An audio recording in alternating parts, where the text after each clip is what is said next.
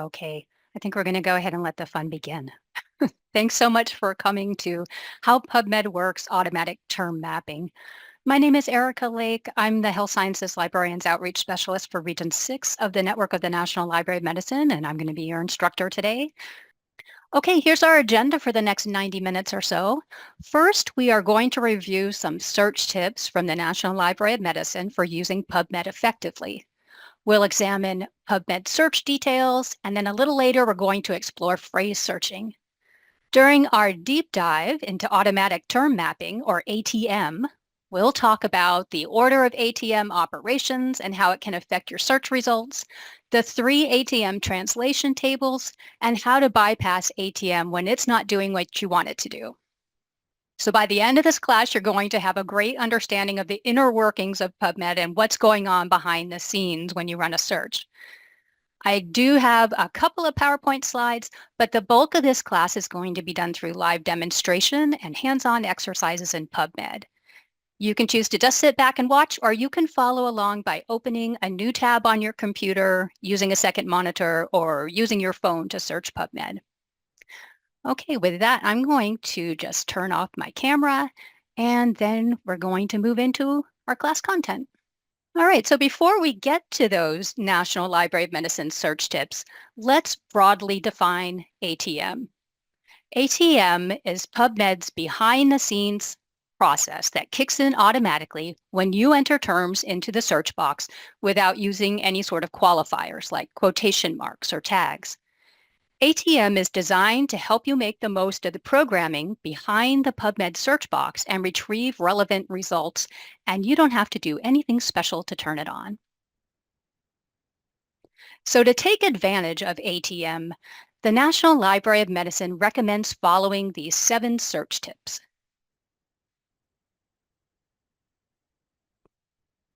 There we go.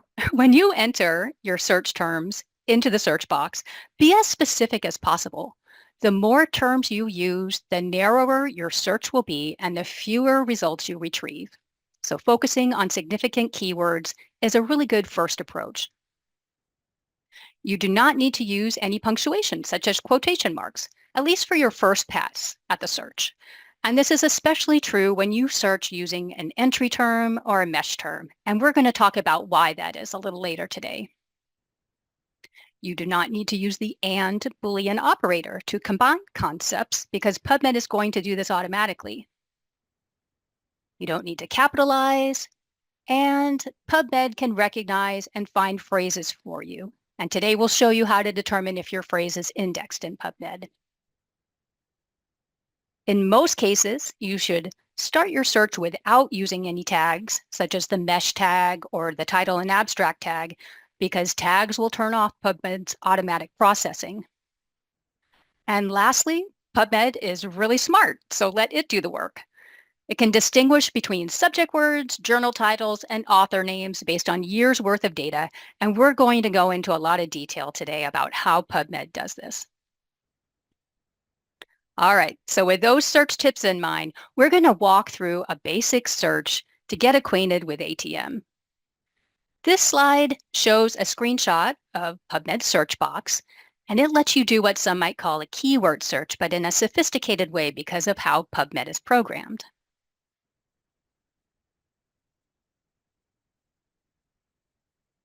Here we see that a search for indigestion, abdominal pain has been typed into the search box. Notice that there aren't any quotes or tags around the terms, and there's no AND operator in between the terms. So to see how PubMed interpreted this search, we would click on the link that says Advance directly under the search box, and then scroll down to the History and Search Details section and click on that right-facing arrow or chevron in the Details column to expand and show the search details. Now we're looking at those expanded view of those search details, and you can see right off the bat that PubMed did much more than just look for the 3 words that were entered into the search box. You can review the search details in either this top section or this bottom section. They provide the same information, it's just in a slightly different way. And this bottom translation section shows how PubMed interpreted each of your different search terms. So if you've entered multiple words into the search box, it can be a little easier to review the search details here. And that's what we're going to do. So we see the term indigestion mapped to the mesh term dyspepsia, and mapping to mesh will retrieve all the Medline citations with that mesh term. PubMed also searched for dyspepsia in all fields, which will retrieve the non-Medline citations that don't have mesh indexing. And then PubMed did not ignore the specific terms that were entered into the search box, and it searched for indigestion in all fields. Then these three parts were ORed together to expand the search. Below that, we see the term abdominal pain mapped to the mesh term abdominal pain. And then abdominal pain was broken into pieces, abdominal and pain, and each piece was searched for in all fields and ANDed together. Then PubMed recognized the phrase abdominal pain and searched for it in all fields. And these three parts were ORed together to expand the search. So we get all this from 3 words, and that's ATM in action. So now we're going to start digging into what exactly is going on behind the scenes when ATM kicks in. When you search for a term without quotes or tags, PubMed tries to map your term against 3 translation tables that have been developed from the data in PubMed. And you can envision these tables as being like an index in the back of the book, made up of the words, journal details, and author names that appear in PubMed. The 3 tables are subjects, journals, and authors, and that's the order that automatic term mapping goes in. And that's also the answer to number 1 on your handout: subjects, journals, authors. So notice that conveyor belt that we have at the bottom of this slide? It represents the ATM process. You can imagine the terms you've entered in the search box as being on a conveyor belt that stops at each translation table. First, ATM tries to map your terms to the subject translation table and connect them with 1 or more mesh terms. If a term maps to mesh, it gets off the conveyor belt and ATM processing on that term is complete. PubMed won't look for it in the other translation tables. For example, in the search details we looked at a few slides ago, the subjects indigestion and abdominal pain mapped to mesh terms, so they both got off the ATM conveyor belt at that first stop. All the terms that don't map to the subject translation table continue on the conveyor belt to the second stop, the journals translation table. The journals translation table is a list of all the journals in PubMed, so not just the Medline journals. If a match is found for a journal title, it gets off the conveyor belt and processing on that term is complete. Whatever terms are left on the conveyor belt continue to the third stop, which is the author translation table. And if a match is found there, processing on that term is complete. Finally, each term is also searched for in all fields. You remember a few slides ago, we saw that indigestion was also searched for in all fields, even though it had mapped to a mesh term. And PubMed does this additional processing to ensure that it won't miss any relevant results for you. Okay, before we take a closer look at each stop on the conveyor belt, let me pause just for a moment to see if there's any questions on what we've covered so far. So nothing in the chat box yet, but somebody might be typing as we speak. Okay, we can get to that on the next question break. We're going to have that pretty soon. Okay. All right, so let's look at the first stop, the subject translation table. So we mentioned this is where terms get mapped to mesh, but this table actually contains more than mesh terms. It contains everything that is on the left side of this slide.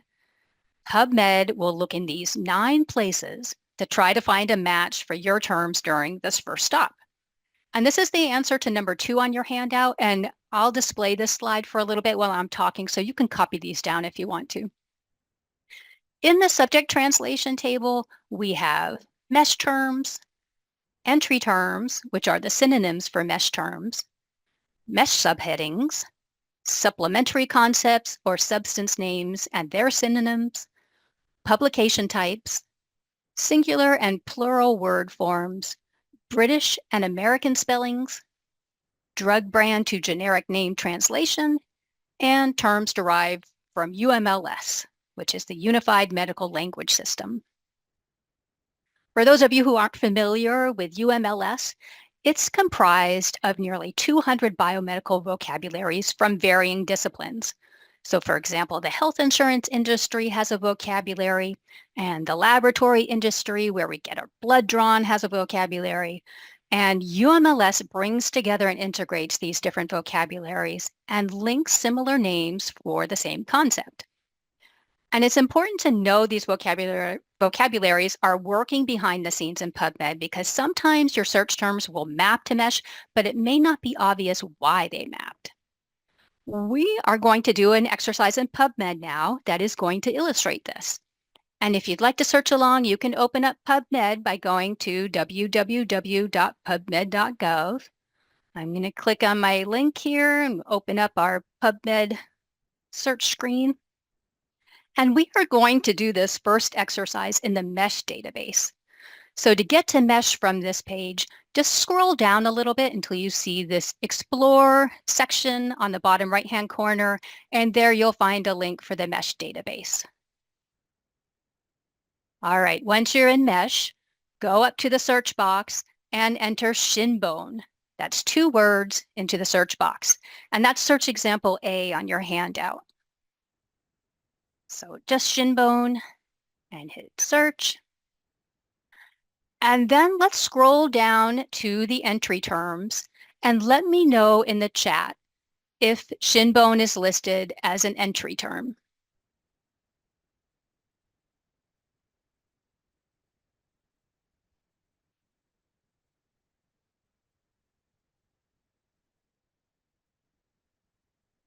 Yeah, there we go. We've got a couple of answers floating in there now. That's right. Shin bone is not listed as an entry term.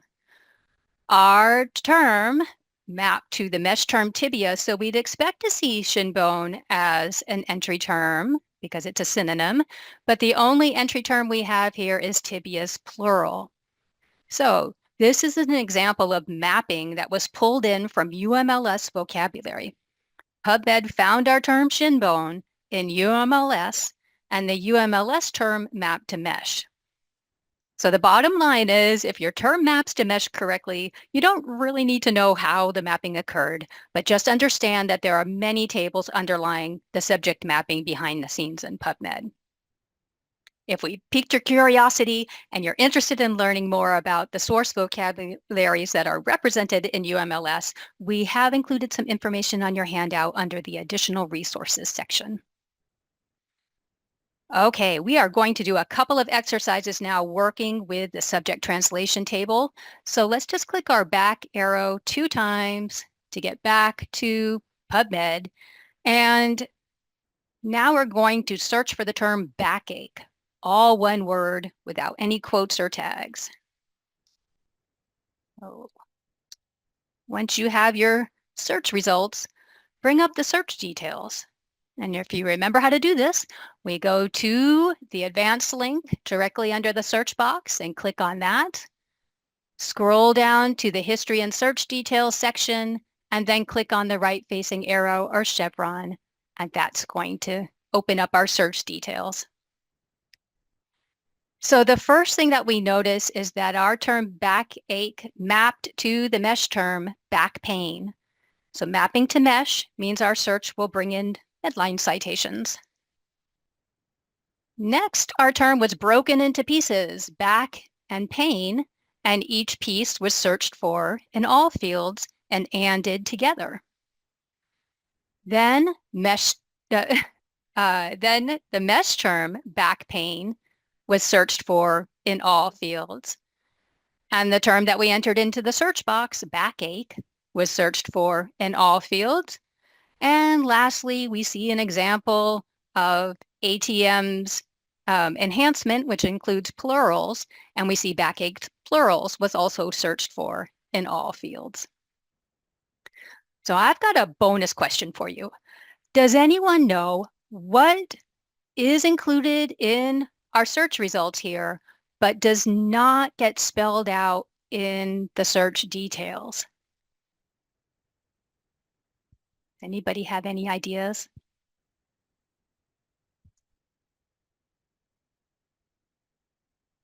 What doesn't appear in the search details? Oh, I think Thomas got that. That's right. Uh, those exploded search terms. That's what it is. It's not the search history, but you said the exploded terms. Those are the narrower mesh terms or explosions. So because we map to a mesh term, behind the scenes, PubMed searched for citations indexed with all of the narrower or exploded terms that fall below the mesh term in the hierarchy. And these concepts don't get shown here in the search details. So let's go into mesh now and look up the term backache to see if there are any narrower or exploded terms. So from this page, we can just scroll down to the bottom of the screen and we have a link here for mesh. I'm going to click on that. And then I'm going to enter backache into the search box.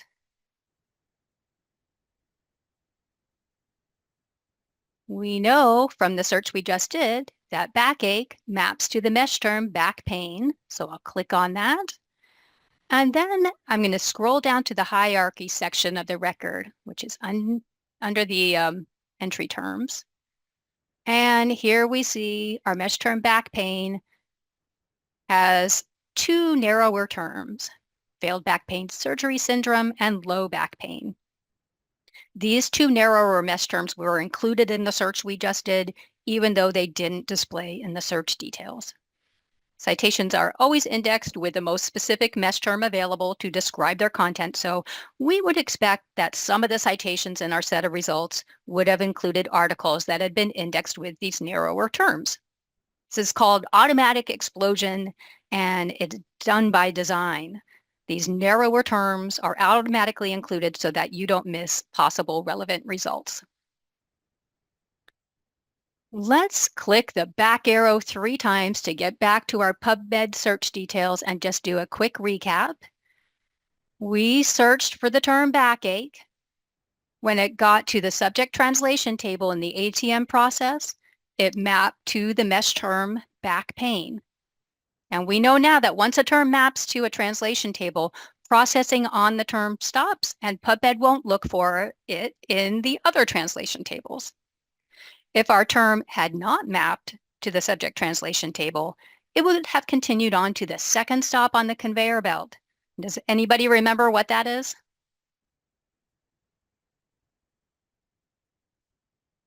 Journals. Yes. All right, we are going to pop back into the slides now, and we're going to look at this table. So PubMed and ATM are programmed to recognize journal titles in 3 different ways: full journal title, Medline title abbreviation, and the ISSN with dashes. And this is the answer to number 3 on your handout. If you just enter a piece of a journal title, PubMed will usually not find a match in the journal's translation table. So for best results, enter a journal title in one of these 3 ways. We are going to go right back into PubMed now, and we're going to do a little journal searching. Okay, once you're there, go ahead and type in New England Journal of Medicine into the search box, and it can be all in small case. Oops.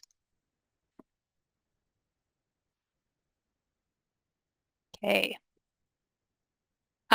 Some of you may know that the official title is the New England Journal of Medicine, but journal titles can be searched for with or without initial articles, and they'll still get mapped to the appropriate journal. Okay, we run this search, and we have over 87,000 results here. And glancing at those results, we see the journal name in the title of the first citation. And looking at the journal that these are in, it's highlighted here. We see it's the Medline title abbreviation for New England Journal of Medicine, which is N space ENGL space J space med. All right, let's bring up our search details to see what ATM did. Okay. So under the translation section, we see that the full title mapped to the journal translation table. And that's what this looks like here. We see the Medline title abbreviation and then journal in brackets with this journal ID number. This is going to bring in all the citations from the journal. Now, let me know in chat, what else did ATM do here? What happened? Yeah, that's right. You guys are getting it. We see that the journal title, it got broken apart into pieces, and each piece was searched for in all fields, even of. So when a term maps to the subject translation table, stop words like of are ignored. However, as we see here, stop words are included for journal titles. We also see that the journal title was recognized as a phrase down here, New England Journal of Medicine, and was searched for in all fields. So if your goal is just to find citations from a particular journal, you probably don't want all this extra stuff. ATM is always going to try to do a broad enough search to pull in all relevant citations. But if you want a more precise search, you could just copy and paste this first part with the Medline title abbreviation, put that into our query box here and run that search. You see we have slightly fewer results. Now they're just 86,000 plus. All right. So the New England Journal of Medicine is a very well-known journal. So it would be understandable to think you could just put a part of its title into the search box and get the desired results. Well, let's try that out. Let's clear our search box and then just enter the words New England Journal. So no caps or quotes. And then run that search. And let's glance at the citations again. These, if you look at the journal of this first one, that is New England Journal of Medicine, but next, this article is in the World Neurosurgery Journal, and then we have a journal whose name I cannot pronounce, Journal of American Osteopathic Association. Okay, so these aren't all in the New England Journal of Medicine. Let's look at the search details and see what happened. Minimize that one. Okay, here's our search that we just ran. In the translation section, we see that New England and journal were searched separately. New England mapped to the mesh term for the geographic region, New England, and journal mapped to the mesh term periodicals as topic. So both of these terms map to mesh terms in the subject translation table. They got off the conveyor belt and they never had the opportunity to proceed to the journal's translation table. So the search went awry, and it drives home the point to follow one of the 3 recommended ways to find a journal title, because problems can arise when a journal title is also a mesh term. Can you think of some examples of other journal titles that are also mesh terms? Let me know in the chat box if you can think of a few.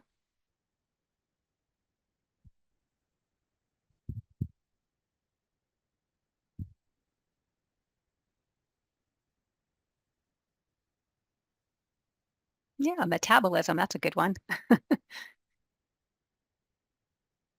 Pediatrics, there's a bunch of them. We've got gene, nature, nursing, science, blood, And you brought up cell. Well, cell is one that we're actually going to use for our next search example here. So let's see what ATM does when we search for the journal cell. I'm going to go to the query box line here and type in cell, and that's it, and run the search. And let's take a quick look here. We can see that cell is being found all over the place, but it's not being found in the journal title here. These articles are not in the journal cell. So let's look at the search details and see what happened.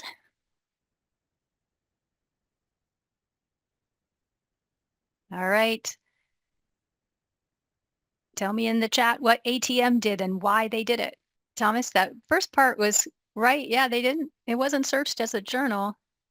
Yeah, cells was searched for in all fields, mesh and keyword all field search. Yep. So cell mapped to a mesh term in the subject translation table. It got off the conveyor belt and it didn't proceed to the journal's translation table. So does anybody have an idea for how we could adjust our search and force PubMed to look for our term as a journal title? What's something we could try?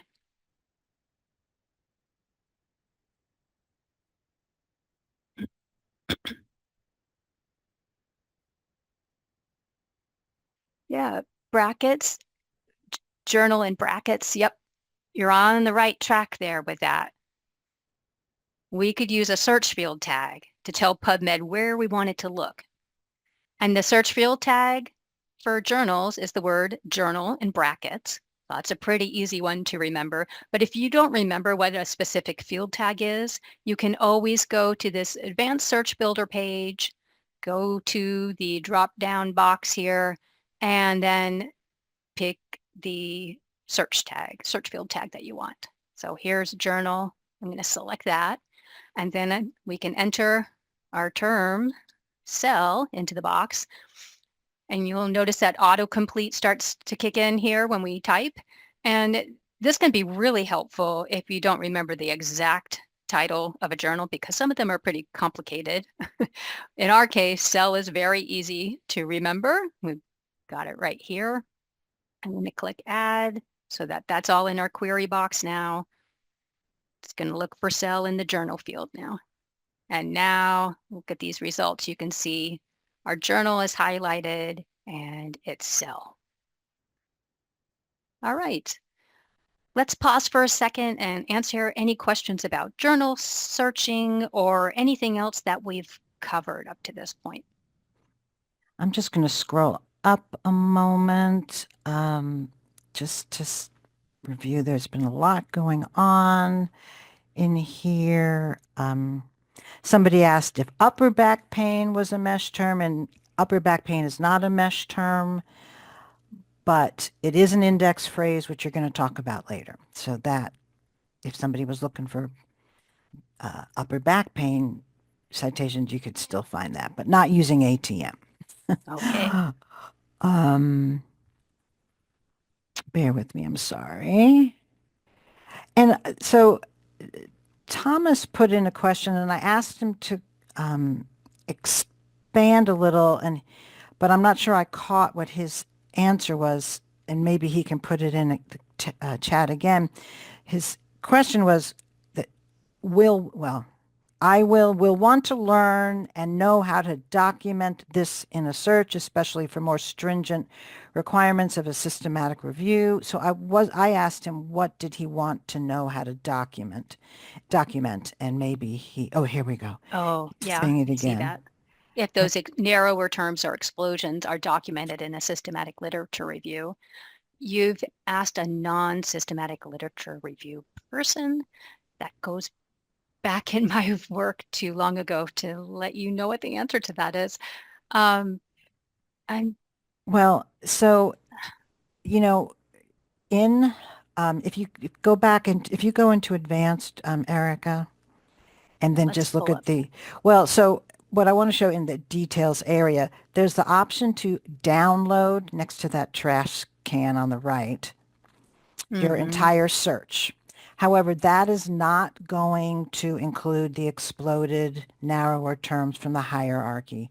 And I, the only way to like go to know what was included is to look into Mesh to see if there are narrower terms. How you document that for a systematic review, I'm not sure.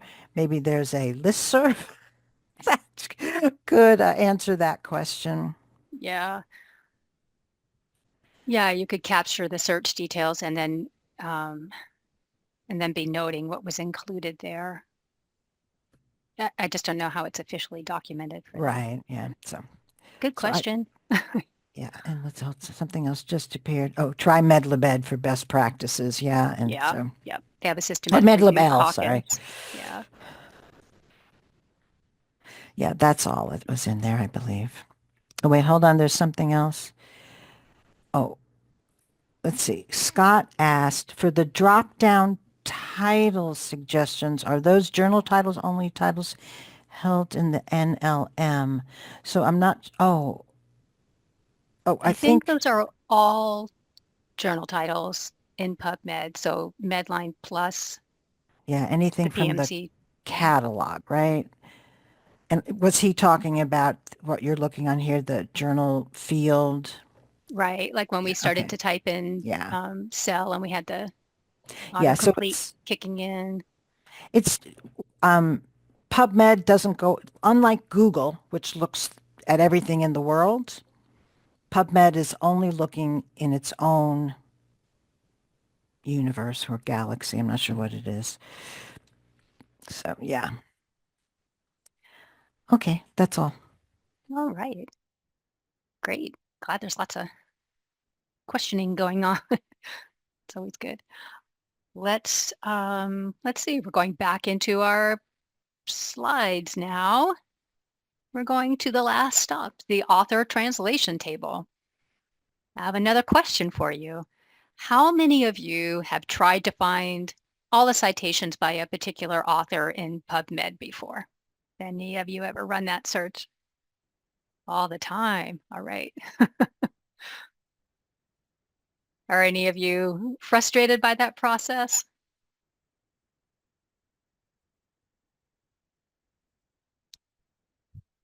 Yes, yes, exclamation point. All right. Yeah. Author name search is one of the three most frequent types of searches in PubMed. And it's pretty complicated. Involves some uh, thinking cap stuff to be happening when you're running an author search. But we hope that understanding how PubMed and ATM recognize a name will help you run a more successful author search. So for this section, we're going to be looking at numbers 4, 5, and 6 on your handout. The author translation table or author name table includes author names and initials going back to 1946. And that's the answer to number 4 on your handout, 1946. If you wrote an article that's indexed in PubMed, you are included in the author name table. It doesn't have to be in a Medline journal to be included. It's any of the records in PubMed. NLM suggests searching with last name, space, first initial to run the most comprehensive author search. And this is the answer to number 5 on your handout. The most comprehensive search is last name, space, first initial. You can also search with an author's full name in either the natural or inverted order, but this is going to run a less comprehensive search depending on when the work was authored. And who knows why searching with a full name may be less comprehensive. Got a little hint for you. The answer is actually on the slide.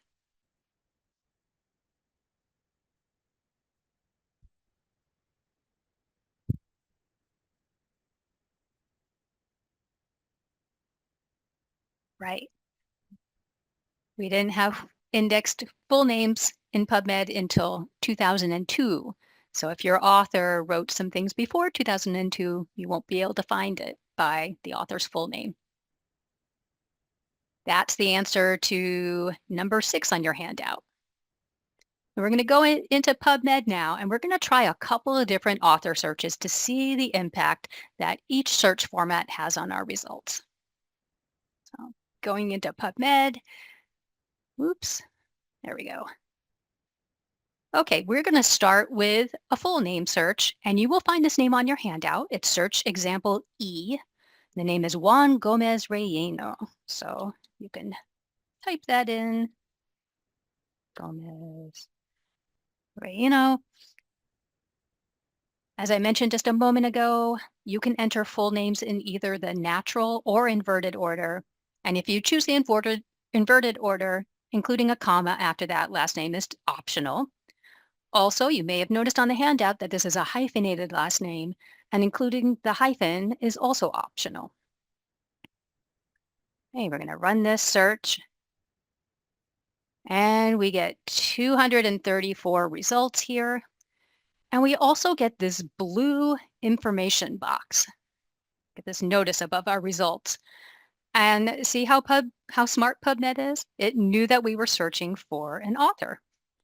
So taking a quick glance to the left of our search results in this results by year graph, we see that we have article results going back to 2003. Okay, let's go to search details and look at what ATM did. Here's our name. So in the top section here, this is what it looks like when a name maps to an author index. We have author in brackets. Notice in the translation section, we also have the full author name was recognized here. And our name also mapped to an investigator index. So what's that? Well, in addition to the author index, PubMed also has an investigator index. Investigators are people who collaborated on the research, but not on the writing of an article. All names are automatically searched as author as well as investigator names in PubMed, and you don't have to do anything special for that to happen. Okay, so what might be missing in our 234 results over here because we use the full name, right? I didn't answer there. Anything that Relleno published prior to 2002 would be missing from our results because that's when PubMed began accepting full author names. PubMed doesn't go back and add full names to citation records. So how could we run the most comprehensive search for this author? Let me know in the chat if you know how we could run the most comprehensive search. Not author tag. There we go, last name plus first initial. And then we've got a few of you are typing that in right. Yeah, that's what we're going to try. Last name space first initial. So let's go ahead and try a search that way. So we'll go to our query box.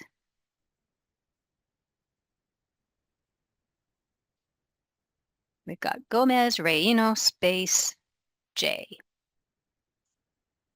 I'm going to run that. And now you see we have 353 results, so quite a bit more. And glancing at our results by year graph over here on the left, we now have results going back to 1979. So we would have missed all these earlier works if we had stuck with that full name search.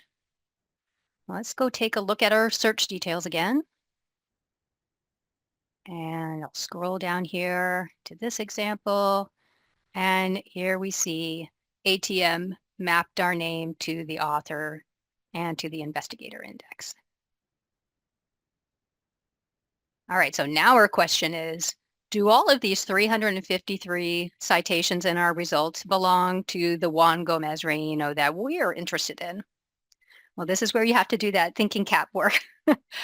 First, it helps to think about what you know about the author. So what does the individual write about? What is their research area? What institutions are they affiliated with? So let's say that our Juan Gomez Relleno is a rheumatologist located in Spain. Okay, let's click on our results and take a look. So I'm going to glance at these. You see our name is highlighted. Here we have the name with 2 J's. Underneath that, we have the name with 1 J. Again, here with 2 J's. PubMed pulls up these variations because author names are automatically truncated to account for varying initials and designations like junior or senior. To turn off truncation, you could do an author field search and put double quotes around the form of the author name that you want. So you could specify that you want the author with just 1 J and not 2 J's. Well, in our case, we are going to go up here. We're going to look at the second citation, the one that begins "Eular," and click on that. And we see this paper was authored by, a large international task force here. See lots of authors listed.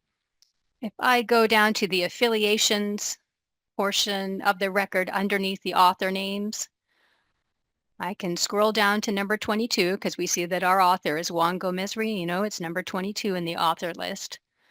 I'm going to go down here in the affiliations list. And here is 22. This is for a physician who is practicing at a hospital in Spain. So, yep, that's the author we're looking for. I'm going to just collapse these affiliations now.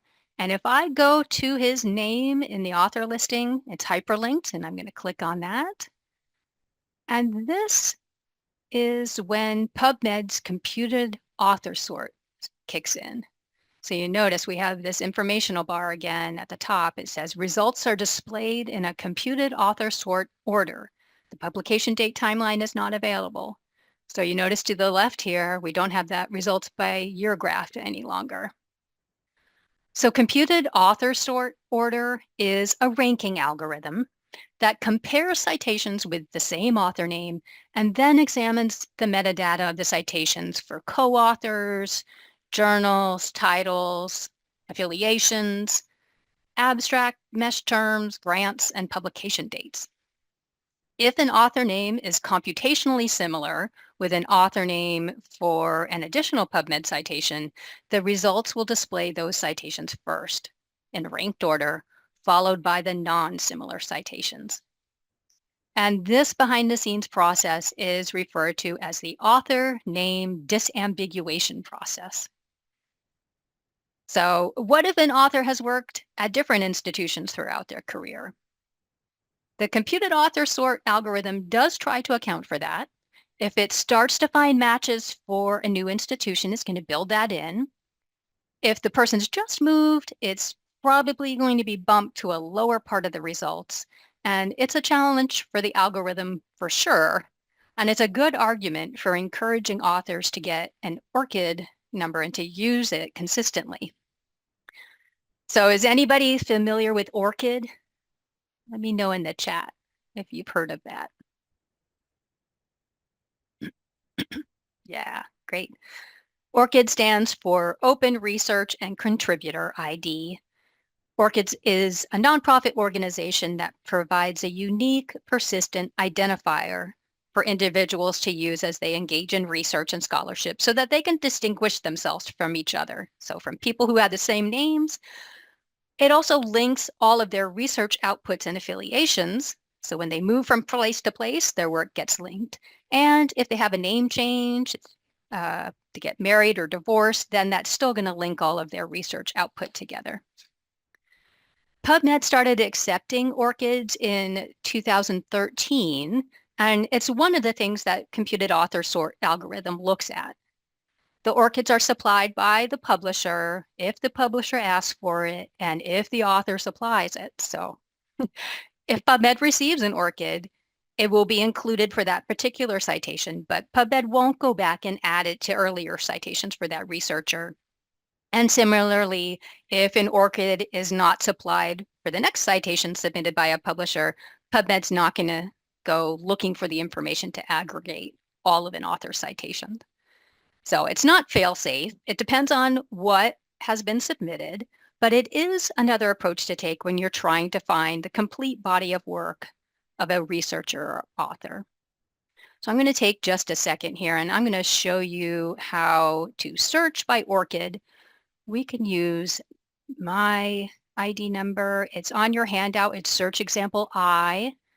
I'm going to enter it straight into the box here with the dashes. So 0000 dash 0001 dash 8468 dash 4398.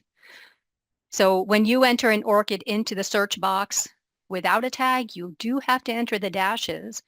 If you were on the advanced search builder page and you chose the author identifier field, then you wouldn't have to enter the dashes.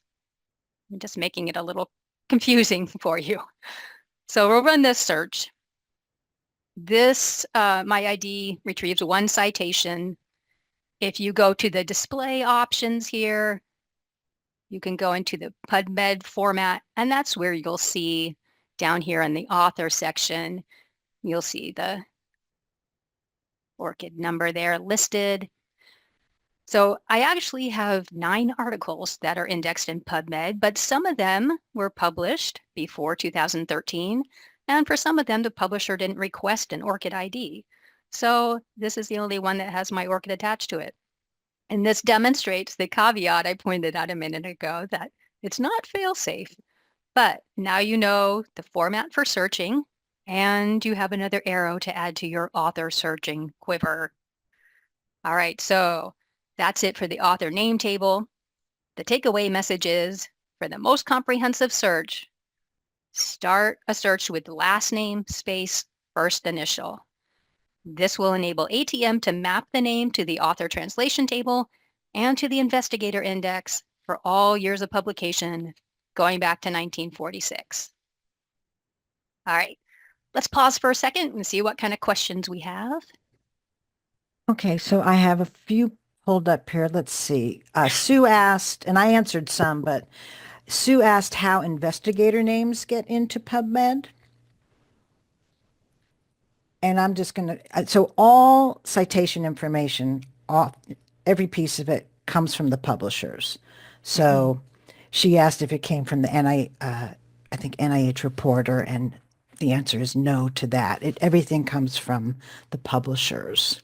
Yeah, and many publishers will ask you to clarify what role each author had, if it's, contributing to the written article or if it's investigator. Yeah. And then there was a question, what happens if you use a hyphen in author's name? And I think you covered that, but Juan Gomez Reino could have a hyphen, and it doesn't matter, I think, but is that correct? Right. It's You'll pull up ignored. the same results. Yeah. Yeah. The hyphen's not necessary. Now, there was a question if an author has had 2 names, and I think I asked a clarifying question. I wasn't sure what they meant, if it was sort of like Gomez Reino, 2 names, or if somebody got married, 2 last names. Okay, so we just did, Erica just demonstrated a lot of that. So Juan Gomez Reino is the last name. But I will add that if somebody, in most cases it's a woman, but not necessarily, has gotten married and changed their last name, PubMed does not bring together doesn't have a means to connect, a maiden name with a married name. So okay. And then Kate, who just put in more of a sort of a follow-up to her question, was curious about how new entry terms get added. She said to the ATM process, but it's added to the mesh database, actually.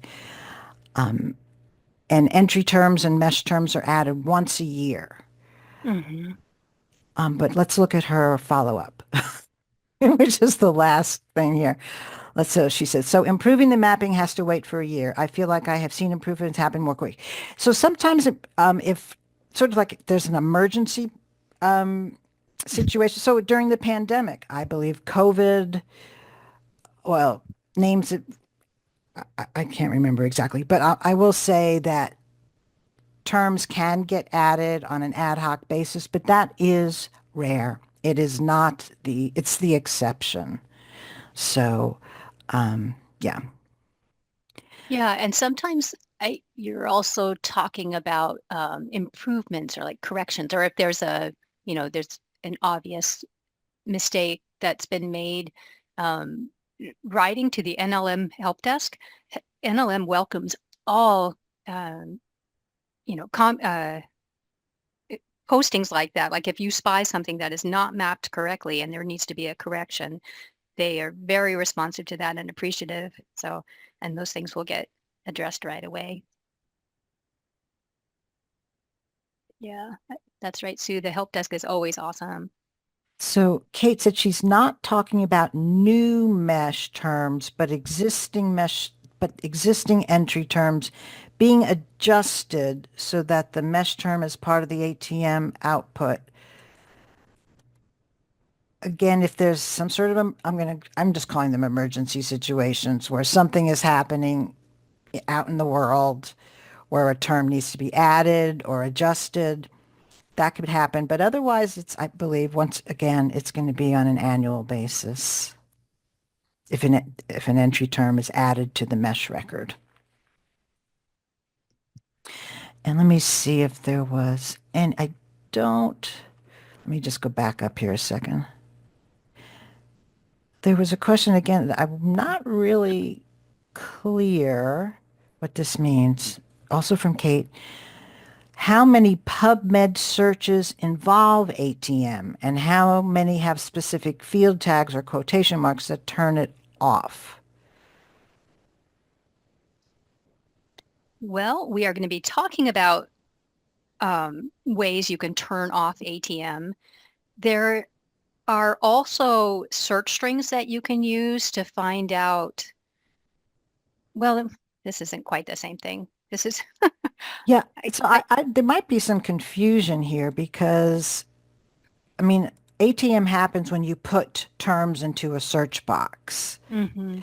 It isn't, so I don't, Perhaps it's automated indexing that you're thinking of. Um, and there are ways to search to see, oh, how I the see.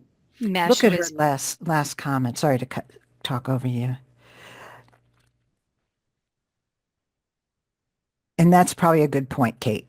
Yes. Yeah, yes. It's always a little surprising for librarians to hear that we represent a very small portion of all PubMed users. So PubMed is designed and ATM is there to help the the majority of the users use PubMed successfully and get the results that they want. So um, yeah, it is going to be more of the expert searchers and the librarians who are using tags and going to the advanced search builder page and constructing searches and combining searches.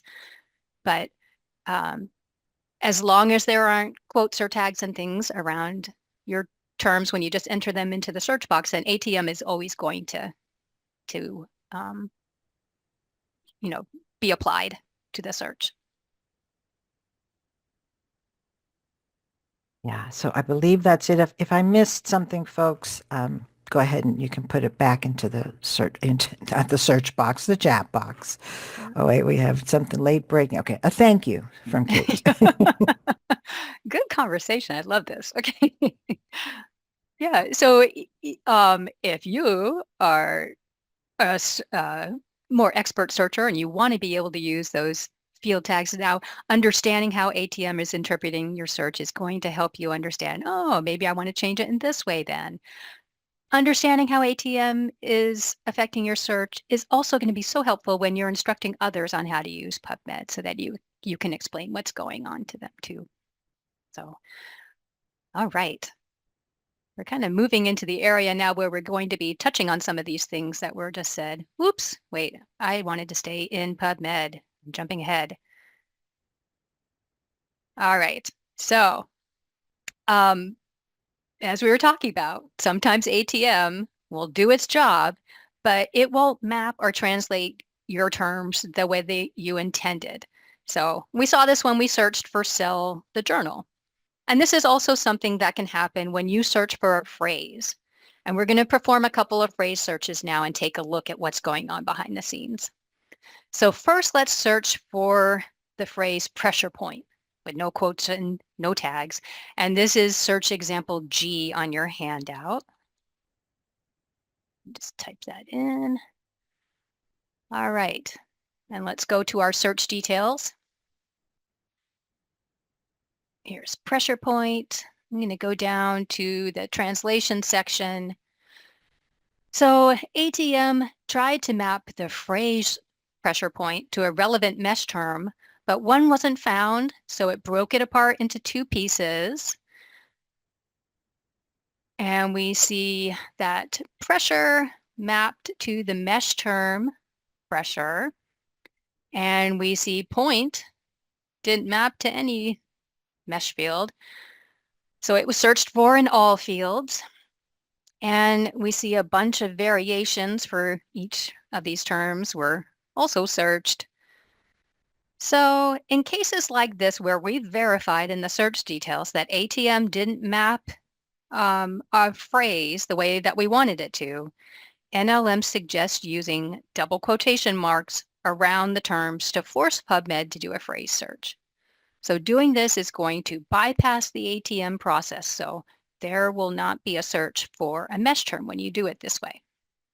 So let's try that now. Let's go up to the query box and search for pressure points with double quotes. Pressure point. We'll run this search. All right, we have 227 results that have pressure points somewhere in the record. Looking at our search details now. We'll see this one was handled completely differently. We see that PubMed kept our phrase together, and the phrase pressure point was searched for in all fields. So if you're unsure whether it's best to use double quotes around a phrase or allow ATM to do its thing, try the search both ways, with and without double quotes, and review the search details and the results that you get to determine which way is delivering your desired results. Do be aware that using the quotes doesn't guarantee that PubMed is going to find a phrase for you. So let's take a look at this with another search. We'll go up to the query box, and this time we're going to use the phrase dog wheelchair. And this is a phrase that a colleague of ours looked up after her dog developed some mobility issues. It's search example H on your handout. So I'll type that in now without any quotes. We're going to try it the recommended way first. I'll run search. We have 29 results here. Let's look at our search details. All right, so under the translation section, we see that our terms were not mapped as a phrase. Dog and wheelchair were broken apart and mapped separately. Okay, so now we know that didn't work. So let's try it with quotes around dog wheelchair and see what happens.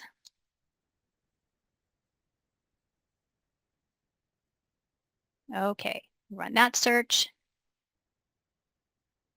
We get 29 results, but we also get this information box here saying quoted phrase not found in phrase index.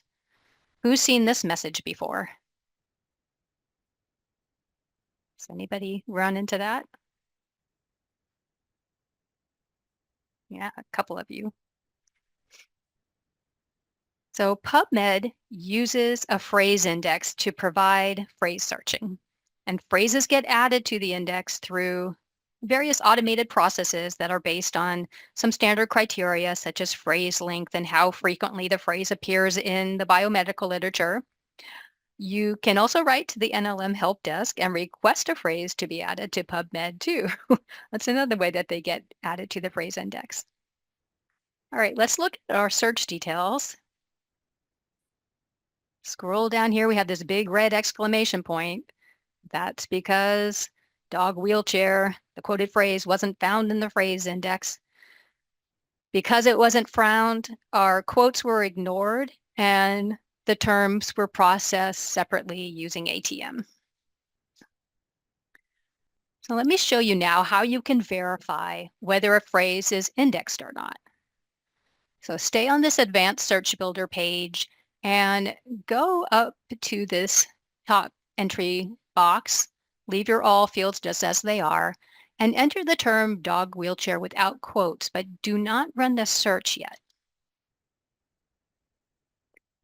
Instead, what you're going to do is go over to the right underneath the Add button and click on the link that says Show Index. This will display a complete list of terms that are in PubMed's phrase index. And this is the answer to number 7 on your handout.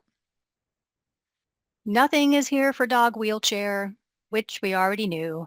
We do see the other phrases that are close to it alphabetically, and in parentheses, we see the number of PubMed records that contain each of those phrases. Let's look for pressure point in the phrase index now. So enter it in without any quotes or anything, and don't run the search, but go over and click on Show Index. And here I know before I even perform a search that there are 228 records that contain this phrase. It's in the phrase index. So as a recap, when you enclose a phrase in double quotes, PubMed will look for it in its phrase index. If there's a match, PubMed will search for the exact phrase in all fields. Keep in mind that searching this way is going to turn off ATM because of the use of those double quotes. All right, so what can you do if the phrase you're looking for isn't in the phrase index, like dog wheelchair? There are a couple of different things you can try. First, you can try modifying your search by considering synonyms or alternative terms for your topic. So for instance, canine rehabilitation, dog mobility, physical therapy, and mobility aid are all terms that are in the phrase index. And we could try searching with some combination of these phrases and other terms to pull up articles that might address dog wheelchairs. A second approach is to try a proximity search for the quoted phrase with a distance of 0. And this will search for the quoted terms appearing next to each other in any order in the title, title and abstract, or affiliation fields. While proximity searching is outside the scope of this class, we have included a link on your handout to the documentation for proximity searching.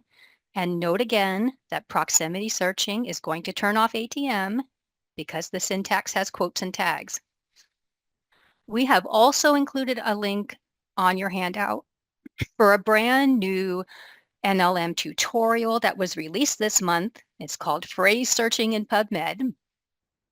In addition to the information that we've covered here on how PubMed interprets and processes a phrase search, the tutorial explains 2 additional phrase searching techniques: how to search for variations on a phrase and how to determine if an exact phrase appears anywhere in PubMed or in a specific field in PubMed. And because that phrase tutorial mentions the PubMed user guide on search field tags, we have also provided a link for that on your handout. All right, any last questions on phrase searching?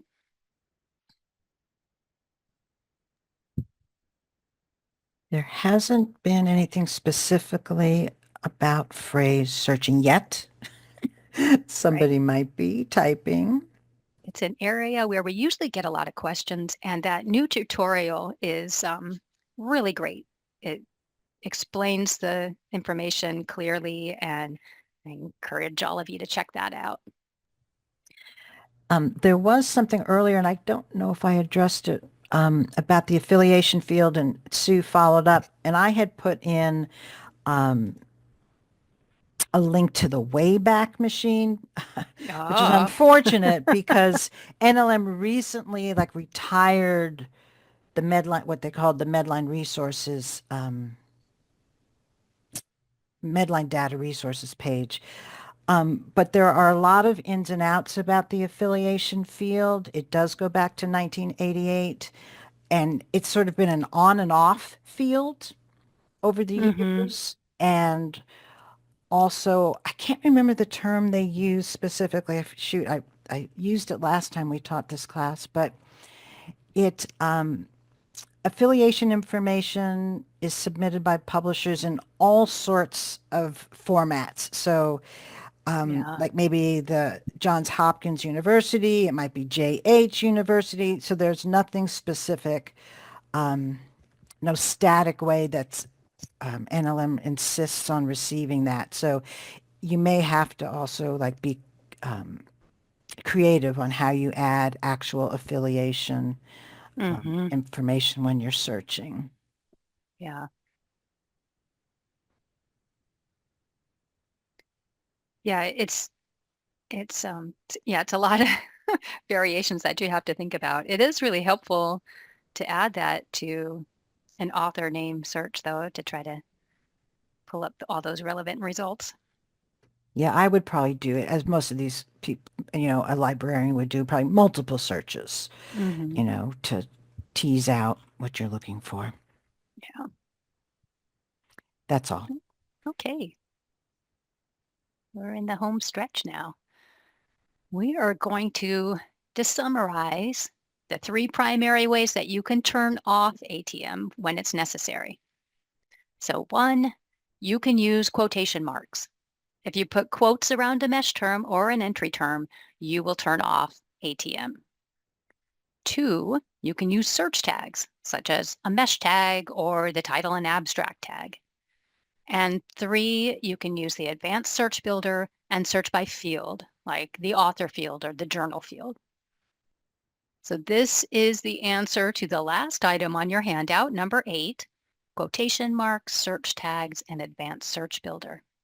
And that is all of our class content for today.